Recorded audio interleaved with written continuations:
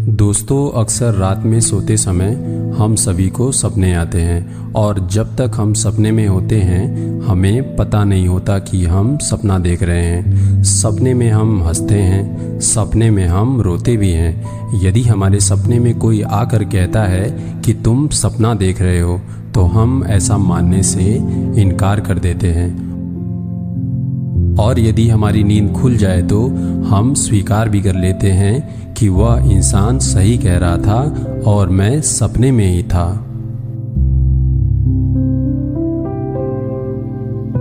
मुंबई शहर में समीर नाम का एक लड़का रहता था। समीर पढ़ाई लिखाई में बहुत होशियार था। समीर की माँ समीर से बहुत ममता रखती थी और वह भी अपने मम्मी को बहुत चाहता था। एक दिन समीर का दोस्त पंकज समीर के घर आता है और समीर उसे देखकर बहुत खुश हो जाता है। पंकज भी समीर को देख के बहुत खुश होता है और समीर से कहता है, आज के दिन तुम कहीं मत जाना, आज का दिन बहुत ही खतरनाक है। समीर पंकज से पूछता है कि तुम ऐसा क्यों कह रहे हो, लेकिन पंकज कुछ नहीं कहता है और वहां से चला जाता है। समीर सोच में पड़ जाता है कि पंकज ने ऐसा क्यों कहा।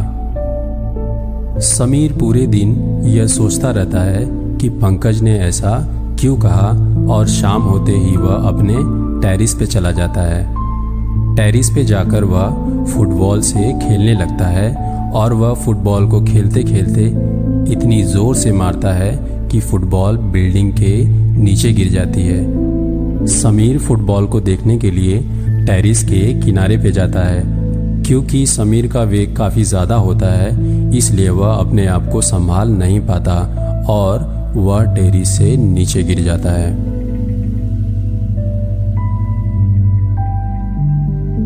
जब समीर बिल्डिंग से नीचे गिर रहा होता है तो उसे पंकज की बात याद आती है। उसी समय समीर की माँ आती है और समीर को कहती है, बेटा उठ जा, सवेरा हो गया। लेकिन समीर तो गिर रहा था इसलिए वह अपने मम्मी को कहता है, मम्मी मुझे बचा लो वरना मैं मर जाऊंगा। लेकिन समीर की माँ समीर को देखती ही रहती है। देखते ही देखते समीर बिल्डिंग से नीचे गिर जाता है और जैसे ही वह जमीन पर गिरता है उसकी नींद खुल जाती है।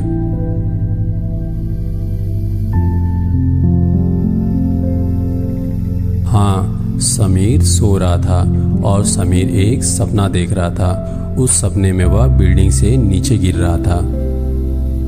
वास्तव में समीर सपने में था और उसे सब कुछ वास्तविक लग रहा था, लेकिन उसकी माँ जब उसे पुकारती है तो उसे लगता है कि माँ मेरे सामने आ गई है। उसे सब कुछ वास्तविक लग रहा था।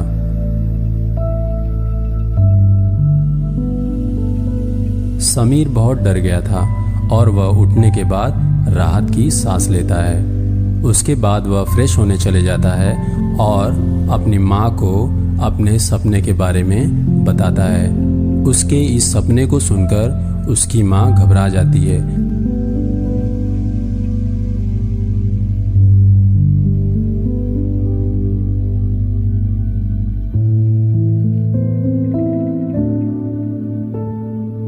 इसी प्रकार दोस्तों, हम अपने जीवन को सच मानते हैं और इस जीवन में जो भी घटित होता है हम उसे भी सच ही मानते हैं। लेकिन यदि कोई हमसे आके कहता है कि तुम सपने में हो, तुम सपना देख रहे हो, तो हम ऐसा मानने से इनकार कर देते हैं। लेकिन भारतीय सनातन संस्कृति के अनुसार यह जीवन एक सपना है। भगवान गौतम बुद्ध के अनुसार यह जीवन एक सपना है। भगवान के अनुसार हम सभी सो रहे हैं और हम सपने में हैं और इस सपने में जो भी घटित हो रहा है हम उसे सच मान रहे हैं।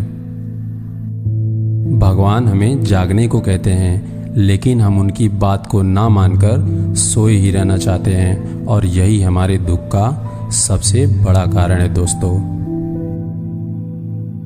यदि हम भगवान की बात को मान लेते हैं तो हम इस सपने से जागने की कोशिश भी करेंगे और उसके बाद ही हमें वास्तविकता का सही ज्ञान होगा।